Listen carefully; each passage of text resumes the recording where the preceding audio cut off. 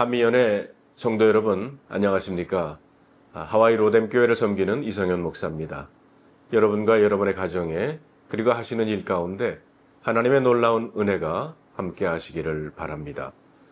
저희들이 요즘 민수기를 묵상하고 있는데 오늘은 민수기 23장 6절로 10절에 있는 말씀을 함께 나누기를 원합니다. 그가 발락에게로 돌아간즉 발락과 모압의 모든 고관이 번제물 곁에 함께 섰더라. 발람이 예언을 전하여 말하되 발락이 나를 아람에서 모압 왕이 동쪽 산에서 데려다가 이르기를 와서 나를 위하여 야곱을 저주하라. 와서 이스라엘을 꾸짖으라 하도다. 하나님이 저주하지 않은 자를 내가 어찌 저주하며 여호와께서 꾸짖지 않으신 자를 내가 어찌 꾸짖으랴. 내가 바위 위에서 그들을 보며 작은 산에서 그들을 바라보니 이 백성은 홀로 살 것이라. 그를 여러 민족 중에 하나로 여기지 않으리로다.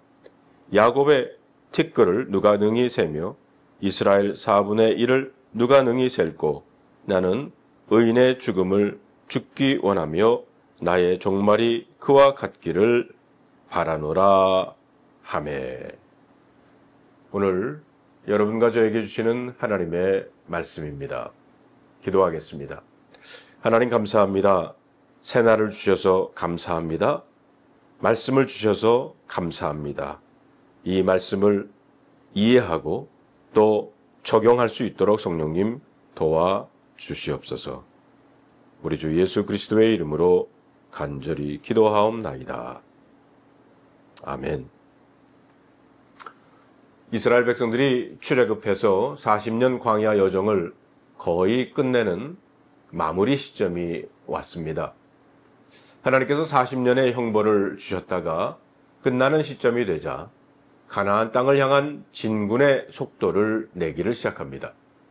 그리고 이스라엘 백성들이 가는 곳곳마다 승리를 합니다. 그러자 모압 왕 발락은 거대한 이스라엘의 행군을 보고 두려움에 빠지게 됩니다. 그래서 그는 점술과 발람을 불러 이스라엘을 저주하게 하려고 합니다. 발람은 당시 고대 근동 사람들이 모두가 잘 아는 유명한 점술가였습니다. 모압 왕 발락이 발람을 불러다가 이스라엘 백성들을 향해 저주를 해주면 물질과 명예를 원하는 대로 주겠다고 합니다. 발람은 하나님을 믿는 사람이 아니었습니다. 그러나 발람 역시 이스라엘 백성들을 이미 알고 있었고 이스라엘 백성이 그 당시 최고 강국 애굽에서 어떻게 출애굽했는지도 알고 있었습니다. 그리고 광야 여정 가운데 어떤 과정을 거쳐 왔는지 모두 그는 알고 있었던 것입니다. 그들의 신 여호와 하나님이 어떻게 인도하셨는지도 알고 있었습니다.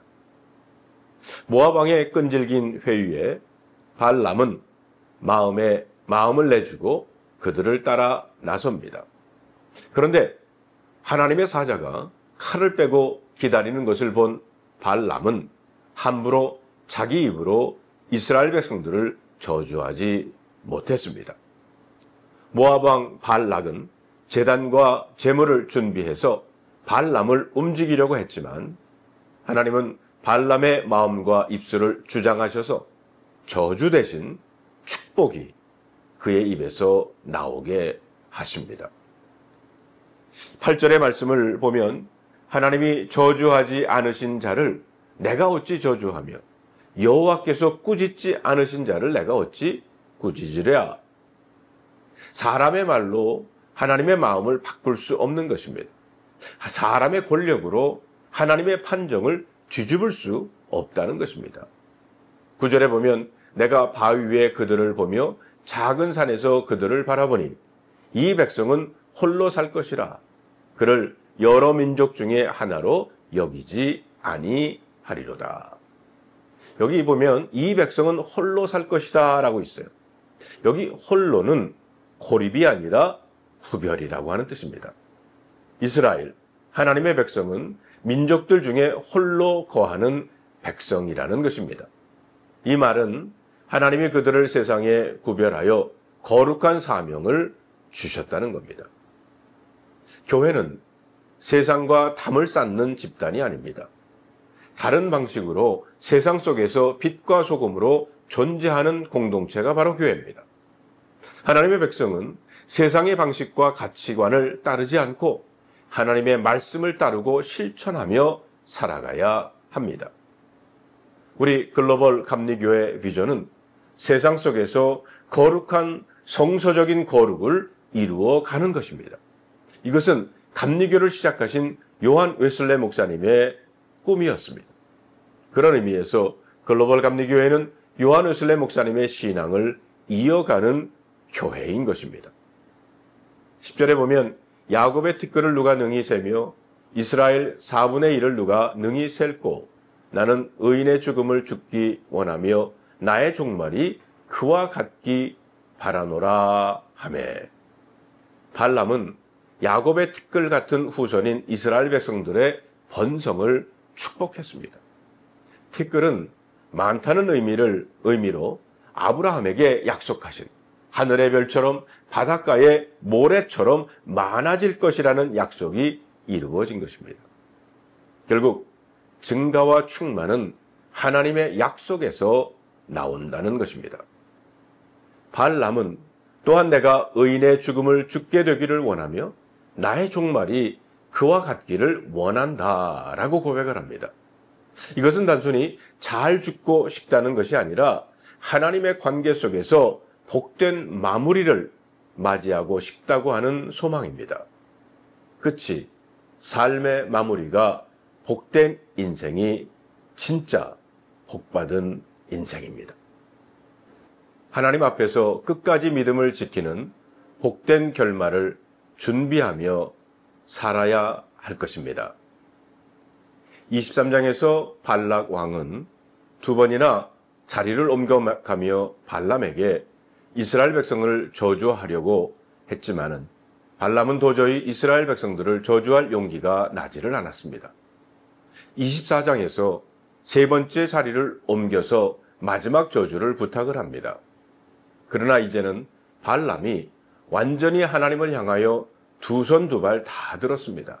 24장 1절에 보면 발람이 자기가 이스라엘을 축복하는 것을 여호와께서 선히 여기심을 보고 전과 같이 점수를 쓰지 아니하고 그의 낯을 광야로 향하여 눈을 들어 이스라엘이 그 지파대로 천막 친 것을 보는데 그때에 하나님의 영이 그 위에 임하신지라. 두 번이나 저주하려고 하다가 실패하고 세 번째 이스라엘 백성들을 보다가 포기하고 전과 같이 점수를 쓰지 않고 이제는 하나님을 향하여 또 이스라엘 백성들을 향하여 있는 그대로의 예언을 했습니다. 그때에 하나님의 영이 그에게 임했다는 겁니다. 성령이 발람에게 임했다는 말입니다.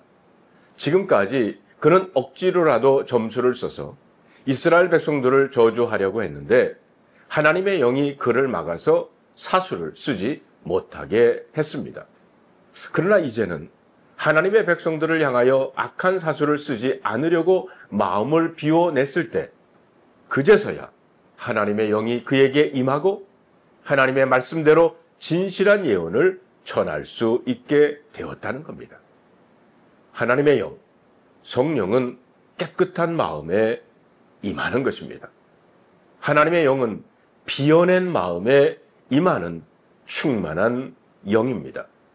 이제 발람은 하나님 앞에 새로운 영으로 새롭게 시작을 하는데 그러나 하나님의 백성을 저주하려는 모압왕 발락은 화가 나서 발람을 저주했습니다. 저주를 위해서 데려왔는데 세 번이나 하나님의 백성을 저주하지 않으니 발락이 자기 입으로 오히려 발람을 저주합니다. 24장 11절에 보면 그러므로 그대는 이제 그대의 곳으로 달아나라. 내가 그대를 높여 심히 존귀하게 하기를 뜻하였으니 여호와께서 그대를 막아 존귀하지 못하게 하셨도다. 그대의 곳으로 달아나라 라고 하는 말은 지금 도망가지 않으면 내가 그대를 사로잡아 죽일 수도 있겠다고 하는 분노의 표현입니다.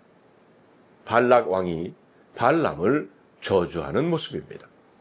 그리고 내가 그대를 존귀하게 하려고 했는데 하나님이 너를 막아서 존귀하지 못하게 했다고 합니다. 발락 왕은 뭔가를 착각하고 있습니다. 일개 왕이 누구를 존귀하게 하고 누구를 저주한다는 말입니까? 우리들도 이런 착각 속에 살고 있지는 않습니까? 발람은 이렇게 예언을 합니다. 17절에 보면 내가 그를 보아도 이 때의 일이 아니며 내가 그를 바라보아도 가까운 일이 아니로다. 한 별이 야곱에게서 나오며 한 귀가 이스라엘에게서 일어나서 모압을 이쪽에서 저쪽까지 쳐서 무찌르고 또 셋의 자식들을 다 멸하리로다. 여기에 나오는 한 별 한 귀는 왕권과 통치자를 뜻합니다. 다윗 왕과 궁극적으로 예수 그리스도를 예언하는 것입니다. 메시아는 대적을 무너뜨리고 죄와 사망의 권세를 이기신다는 것입니다. 이 예언은 수백 년 뒤에 그리고 궁극적으로 십자가와 부활을 통해서 성취하게 됩니다. 성도 여러분, 나의 입은 저주를 말하고 있습니까? 아니면 축복을 말하고 있습니까? 나는 세상 속에서 구별된 삶, 거룩한 삶을 살고 있나요?